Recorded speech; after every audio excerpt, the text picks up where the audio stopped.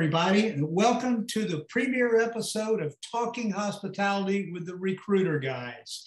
I'm Gary. And I'm Carey. How you doing, Carey? Oh, I'm doing great. I'm really excited about this, Gary. You know, we did this a little bit before when we were doing Facebook Live, and then we just decided it was so great. Let's just go ahead and do a podcast. And so I'm really excited to be doing this with you.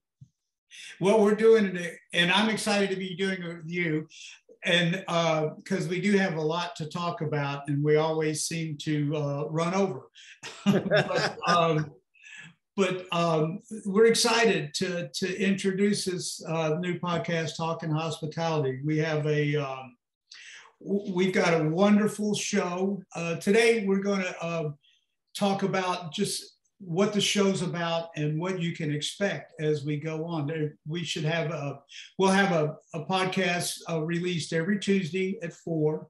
And then we'll also have a YouTube at Hospitality Pro Search on YouTube. And that's exciting.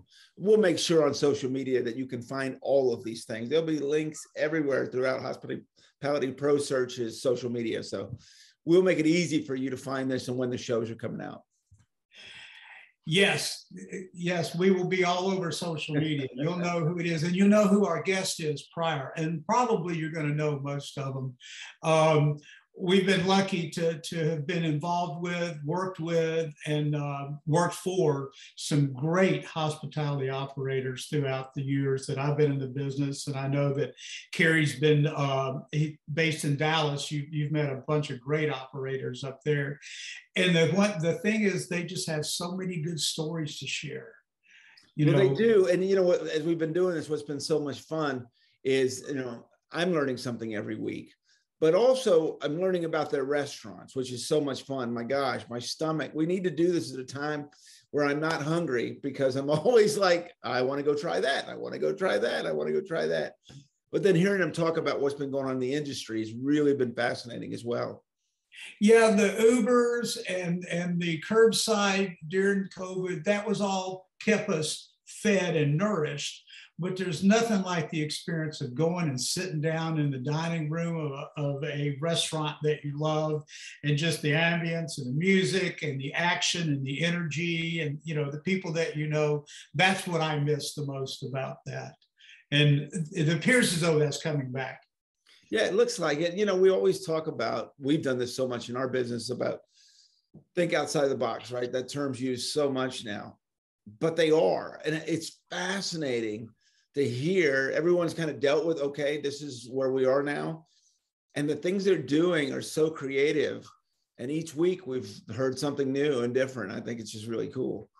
And one of the other things out of that is that a lot of them implemented some policies, procedures, and new ways to operate during the pandemic.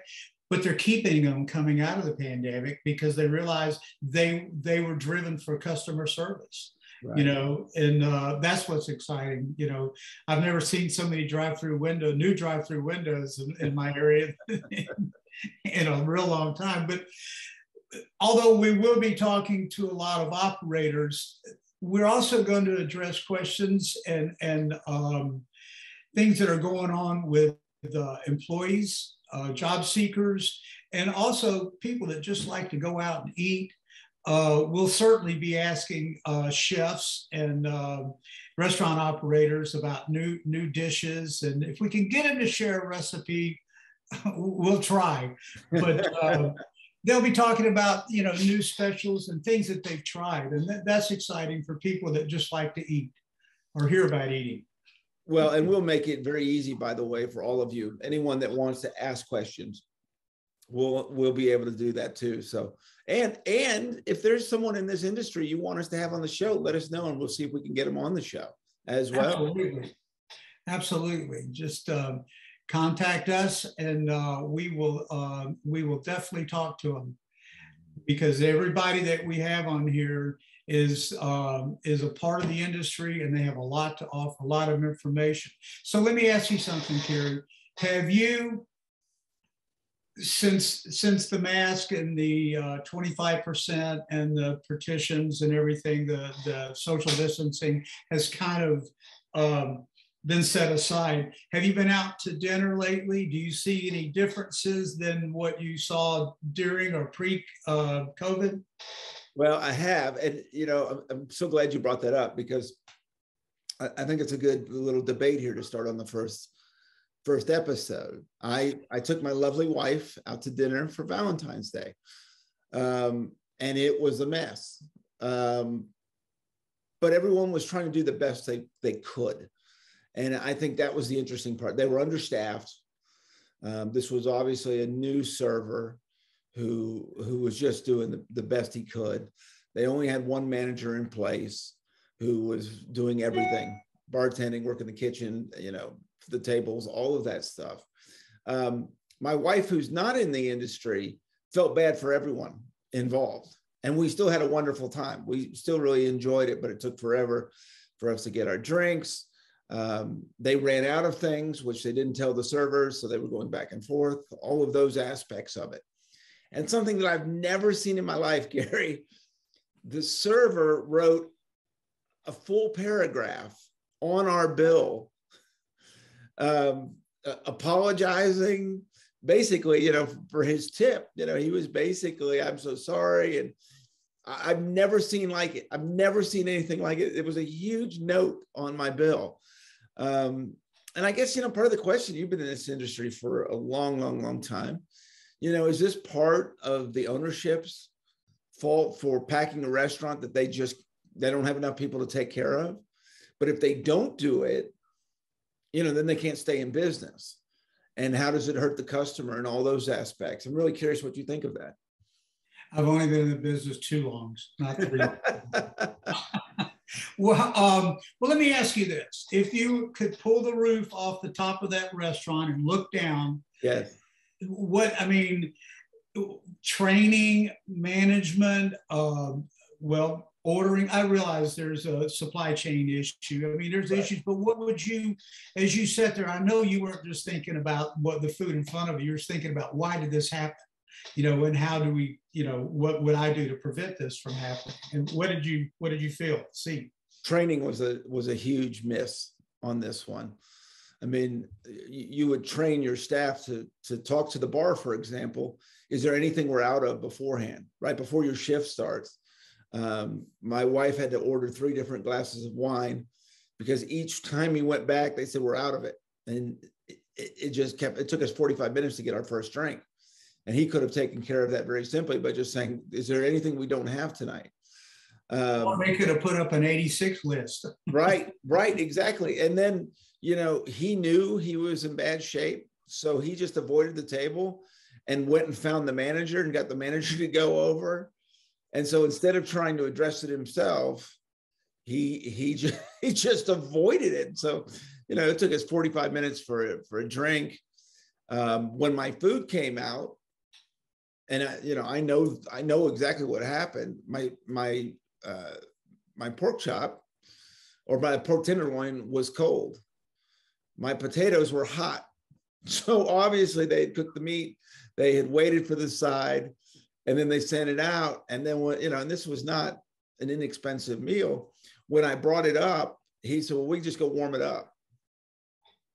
That's not, if you're paying $35 for an entree, going to warm it up is not going to work. So there was just a lot of missteps like that. The manager had asked us for, she said, "Oh, I'll get you a free chocolate cake for dessert." He brought out some type of toffee.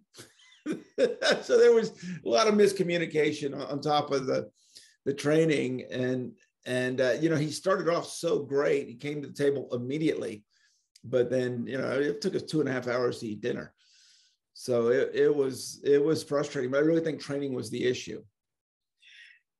And everyone realized that Valentine's Day is a big day for the restaurant industry. And you would hope that, you would be prepared. But I do understand there's some extenuating circumstances, some outside influences.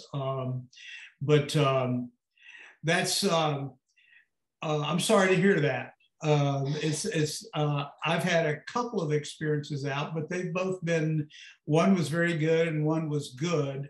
I think we called it coming out of the 75% into the 100% and relax the social distance. I think everybody was ready to give everybody what we call the honeymoon period. Right. You know, to get their get things right, get the training done and everything. And I think the honeymoon period should be over with. Well, you know, I have gone to a restaurant, one of our regular restaurants that has been phenomenal. And the interesting thing is that you can tell they're understaffed, but the staff that they do have is so good that you really don't feel it. You really don't feel it. And I've noticed that in some of these other restaurants that I've been to. It really is that training. They have realized there's a problem and they've adjusted. They've made the fix. So it might take you a little longer to get your meal, but the person is so nice and the service is so great that you're willing to do this. The experience I was talking about, the poor kid, I mean, it was a deer in the headlights. You could just tell he was brand new at it. Yeah, the one of my experiences, and this is one of the things that we'll be talking about a lot, and our guests will be talking about, this is the shortage of staff, service staff, line chefs, chefs, and even management. But actually, I asked the server that came to our table, so how long have you been working here? He goes, well, I'm the general manager. And he picked up a section. So, you know, take one for the team and, you know, do what you got to do to make the customer satisfied. But yeah, the general manager waited on us. I felt very special. I was at a restaurant recently in a section. I mean, it had to have been 4 very large tables. And then we were in a 2-top, and this one waiter was working the whole room, but he had the manager bringing out the food. And so the support staff was so great. He was a rock star. I mean, he knew, you know, what we don't have, what we do have, how they cook it, what his favorite, every aspect. And so even though you could see he was running the whole time, it didn't feel that way. And they had built a system that was just brilliant. So I think there's some of that aspect that's pretty, you know. Yeah, again, that's thinking outside the box, as you said. Okay, we're going to be busy. This is going to happen. Y'all do this. I'll do this. Come to me. Any table that's got an issue, grab me immediately. Let's fix it. Let's make everybody walk out of here with a smile. So just kind of moving toward what we do, we're, as most of you know, we're both recruiters in the hospitality industry. We're mainly in Texas, but we also recruit nationwide. And it's been a very, I don't have the adjective. Well, you do, but this is a clean show. Yeah, exactly. This is in the afternoon. Yeah. That's right. A 10 o'clock show. That's right. It's been interesting. It's been challenging. It's been difficult from every aspect of what you think. I've been doing this a long time, and I saw how 9/11 affected us. Then I saw how the Y2K, which everybody go, what? Yes, it was very strange, especially if you recruited in Hawaii. It was also when the in 2008 and 9 with the real estate crash, it was very difficult. So we've gone through some hiccups, but this is one that it'll be in my book. But I'm just wondering, what are you feeling? I know during shutdown for 6 weeks we didn't do anything. I cleaned out my shelves in my house. Then as we move toward a little bit and then a little bit, and then now, what are you seeing? What are you feeling? What are you knowing about what's going on between the clients and the candidates? Well, it's fascinating. You know, what we saw being when the pandemic first started, right? I talked to, you know, if I was looking for something, I find 150 resumes in 3 days. And, you know, I don't get 150 resumes in 3 months right now. Yeah. Yeah. But the difference obviously was a lot of these candidates, unfortunately, weren't treated right. They lost bonuses, large bonuses. I had a gentleman that lost a $30,000 bonus, showed up to work, and the door was locked. They just went out of business. Boom. Working too many hours. You know, a lot of these restaurants, you know, if they had 3 managers, they went to 2 and just made the managers work more hours. And people got fed up. And it's really fascinating. And I know some of our guests will talk about this as well. It really isn't about money.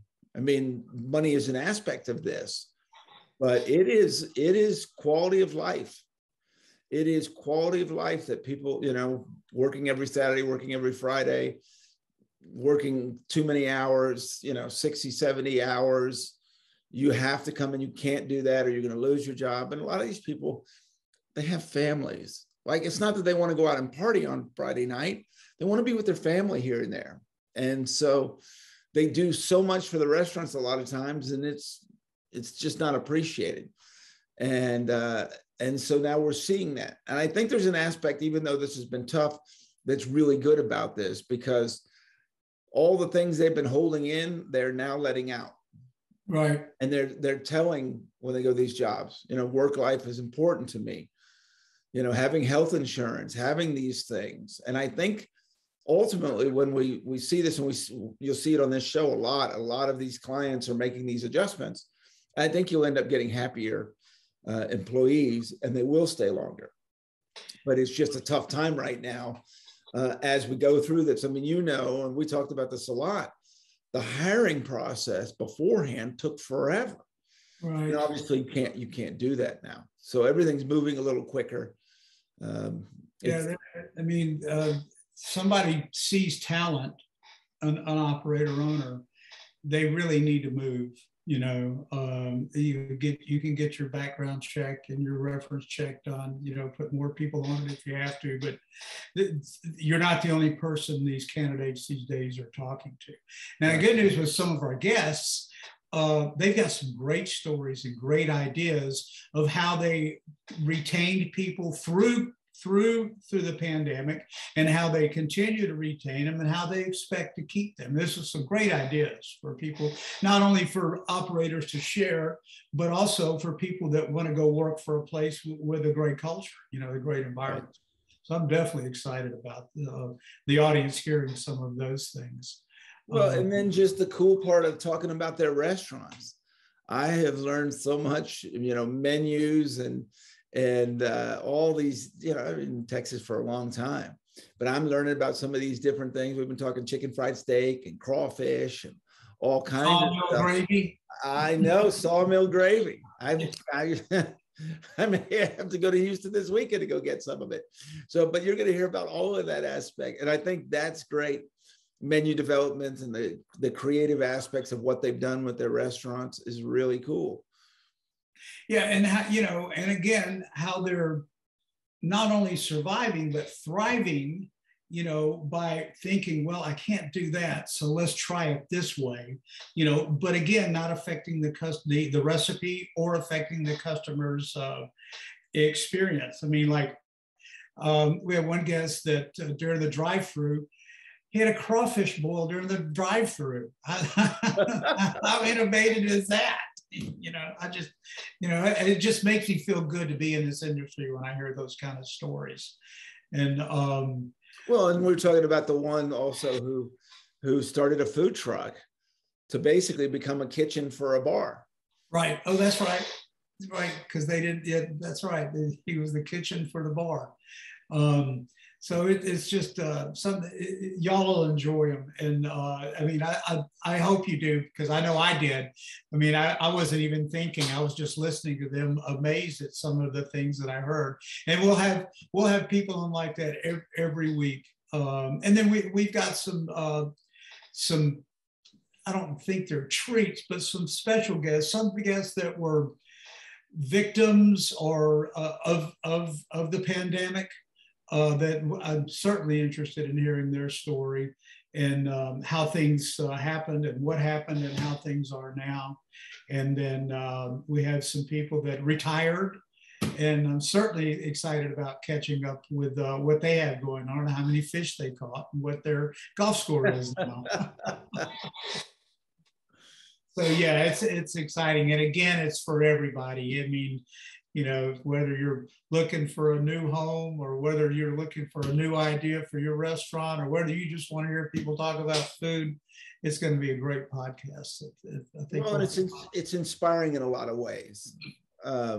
You know, to think about what it was like, and I know a lot of us experienced this, but all of a sudden, you know, we had a gentleman from movie theaters, and your business just basically locks down, and then getting that back. I mean, you know, it's an unbelievable experience. And a lot of these restaurants, you know, hearing where they're finally, you know, making a profit again. And then all of a sudden, as you're feeling good about that, you have no one to work Saturday.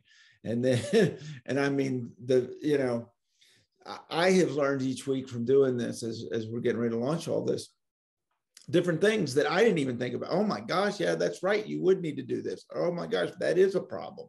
Right. So really, it's really fascinating.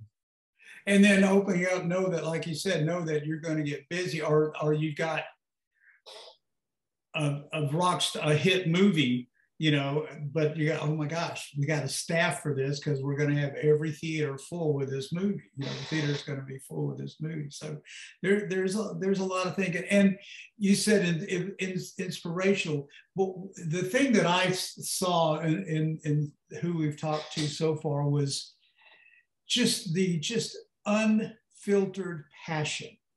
Yeah. Of talking about things, you know, talking about their industry and their staff and their management. And that's what keeps me coming back and staying in this industry, because it's full of a bunch of passionate people that love food.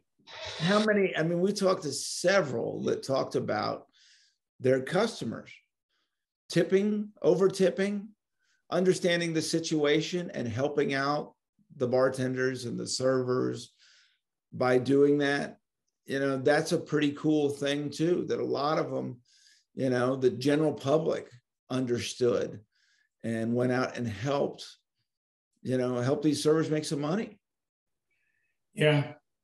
Yeah, there was, I heard stories of the curbside and the drive-through. They were tipping drive-through people. And that was part of that honeymoon, that part of that thank you for staying with this, because we really need to eat, and we really like to eat out, you know, because, you know, the grocery stores were a little scary during the pandemic. So, but these still, I mean, you know, I remember just driving in with my son and sitting in the parking lot, and the guy came out and he was dancing, bringing us our food, explaining everything. You know, it wasn't sitting inside, but it was pretty much as close as you get.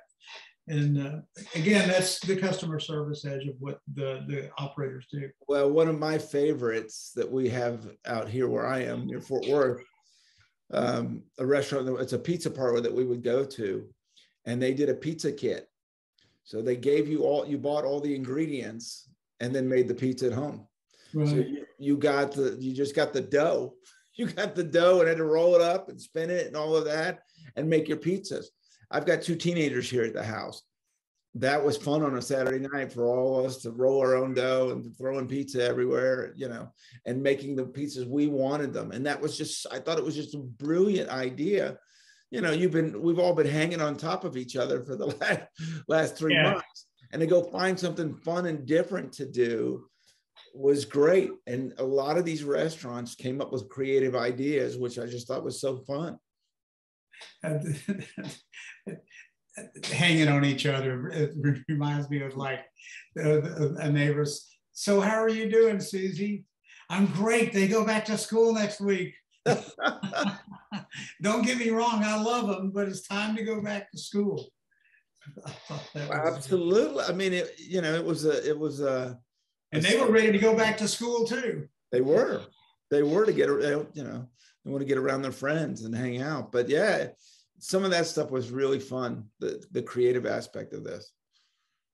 So what do you see I mean, not just Texas, but East Coast, West Coast, Midwest, say looking forward to March as well as in the South, we're starting to get into our restaurant season, outdoors, patios, decks, drive up docks on the lakes and down in Kemah.